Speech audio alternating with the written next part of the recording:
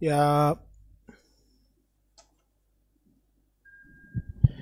mabibi na mabwana, habarini za asubuhi. Kwanza kabla kuwakaribisha, napenda kuwajulisha pia kwa mujibu wa Personal Data Protection, kwa yeyote aliyeshiriki kwenye event yetu, kwa vile ni hybrid, kuna baadhi ya picha zitakuwa zinachukuliwa. Kama kuna watu ambao wasingependa kuonekana popote pale, maana tunawajibika pia kutunza usiri wenu na ushiriki wenu, mseme mapema ili mtengewe sehemu ya kukaa, na kamera zitakapopita zisiwaguse, na zikiwagusa tutakapokuwa tunafanyia kazi msionekane popote. Nafikiri hilo limeelewana. Lakini pia kwa kukubali mwaliko wetu, tunaamini pia ulikubali pia tutumie sura na picha yako. Asanteni. Ya kwanza wajumbe wa bodi mliopo, bodi ya LHRC, lakini pia Commissioner Nyanda kutoka Tume ya Haki za Binadamu na Utawala Bora, wadau wetu wa maendeleo, mwakilishi kutoka Ireland Embassy pamoja na balozi wa Marekani, wanachama wa Kituo cha Sheria na Haki za Binadamu, wawakilishi taasisi za serikali, taasisi za kidini, vyama vya siasa, asasi za kiraia mlioalikwa, wasaidizi wa haki za wasaidizi wa kisheria pamoja na marafiki wa haki ambao ni wadau wetu muhimu, klabu za haki za binadamu, wanufaika wa Kituo cha Sheria na Haki za Binadamu, waandishi wa habari ambao leo ndio waalikwa wetu wakuu, watumishi wa Kituo cha Sheria na Haki za Binadamu, pamoja na wadau wote wa haki za binadamu mlioko ndani ya ukumbi huu na mnaotufuatilia kwa njia ya mtandao. Kwanza ni tumshukuru Mwenyezi Mungu kutuwezesha kukutana leo hii kwa ajili ya kuzindua ripoti yetu ya haki za binadamu ya mwaka 2024. Wageni waalikwa pamoja na mnaotufuatilia, ripoti hii tunayozindua leo ni ripoti ya 23 toka kituo kianze kuchapisha ripoti hii mwaka 2002 na hatujawahi kupitisha hata mwaka mmoja. Ripoti hii ya 2024 imeandaliwa kwa ushirikiano na shirika la Zanzibar Fight Against Youth Challenges Organization, SAFAICO kutoka Zanzibar, ambao ni miongoni mwa washirika muhimu wa Kituo cha Sheria na Haki za Binadamu kwa upande wa Zanzibar. Kwa hiyo ripoti hii inahusu pande mbili za muungano. Kwa mtakaoipata baada ya uzinduzi, sehemu ya kwanza inazungumzia mambo ya bara na sehemu ya pili itakuwa inazungumzia upande wa Zanzibar, hali ya haki za binadamu. Na ripoti hii imetokana na vyanzo mbalimbali, takwimu zikiwemo tafiti za kila mwaka ikichambua haki za kizazi cha kwanza ambao ni haki za kiraia na kisiasa, kizazi cha pili ambao ni kiuchumi, kijamii na kitamaduni, kizazi cha tatu ambao ni haki za pamoja na zile haki za makundi maalum. Kauli mbiu ya ripoti yetu ya mwaka huu ambao mmeiona inazungumzia kuzuka upya kwa watu wasiojulikana, ikiwa ni matokeo ya taarifa nyingi kuhusu utekaji na kupotea kwa watu na watuhumiwa wengi kusemekana ni watu wasiojulikana. Ripoti hii ina sura 7, ambapo sura ya kwanza ni utangulizi, sura ya pili inahusu haki za kiraia, sura ya tatu inahusu haki za kiuchumi na kijamii na kitamaduni, sura ya 4 inahusu haki za pamoja, na sura ya 5 imejikita katika makundi maalum ya wanawake, watoto na watu wenye wazee na watu wenye ulemavu. Sura ya 6 inahusu mifumo ya ulinzi wa haki za binadamu, na sura ya 7 ni tathmini ya utekelezaji wa mapendekezo ya ripoti zilizopita.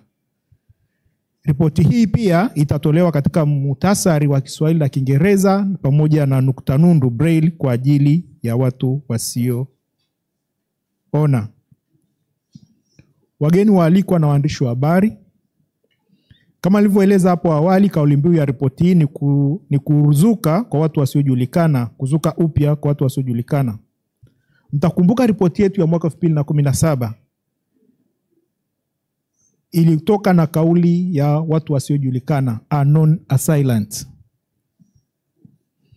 ambapo iliakisi matendo ya utekwaji, kupotea kuliko sababishwa na watu wasiojulikana, Na mpaka tunaandika ripoti hii ya mwaka huu, matukio mengi yaliyoainishwa mwaka 2017 hayajapata majibu hadi leo. Miaka iliyofuata haikuwa na nafuu pia. Matukio ya watu kutekwa na kupotea yaliendelea. Lakini kufika mwaka 2024 ambao ni ripoti ya mwaka tunaoizindua leo, kasi ilirudi kama ilivyokuwa 2017. Watu wametekwa, wengine wametoweka kabisa. Kati ya hao waliotekwa kuna ambao hadi leo hawajulikani walipo, kuna ambao wamepatikana wakiwa majeruhi, na wengine wamepatikana wakiwa wamekufa. Matukio haya hayajawahi kupata majibu ni nani anahusika na vitendo hivi. Mbali na matukio ya zamani, mwaka 2024 kuna jumla ya matukio yaliyoripotiwa 63 na vyombo mbalimbali. Matukio ya kusikitisha kama ya Ali Kibao kwa mnaokumbuka, Deusdedith Soka na wenzie waliotekwa, na wengine wengi ambao mtawasikia kwenye ripoti, umeufanya mwaka 2024 kuwa mwaka ulikuwa na matukio mengi ya kutisha na yanayotishia uhuru na usalama wa raia. Kwa bahati mbaya, matukio hayo bado yanaendelea mpaka tunapotoa ripoti ya mwaka huu. Na kituo kitaendelea kukusanya taarifa na kufuatilia baadhi ya haya matukio. Pia itakumbuka mwaka 2024 ulikuwa ni mwaka wa uchaguzi wa serikali za mitaa. Mbali na jitihada nyingi za ujenzi wa demokrasia mpya kama ilivyoainishwa na serikali ya awamu ya 6, uchaguzi wa Novemba 27, 2024 umekumbushia machungu ya mwaka 2019 pamoja na ule uchaguzi mkuu wa 2020. Athari za uchaguzi huu zimeonekana mapema mwaka huu kuelekea uchaguzi mkuu Oktoba 2025. Ripoti hii imerejea uchaguzi wa serikali za mitaa na kuainisha kasoro zilizojitokeza kwa kiwango kikubwa. Ingawa serikali imeleta mageuzi kwenye sheria za uchaguzi, bado kuna upungufu mkubwa katika kushughulikia mapendekezo ya Tume ya Rais ya Demokrasia na ya vyama vingi pamoja na maamuzi ya mahakama za ndani pamoja na za kikanda.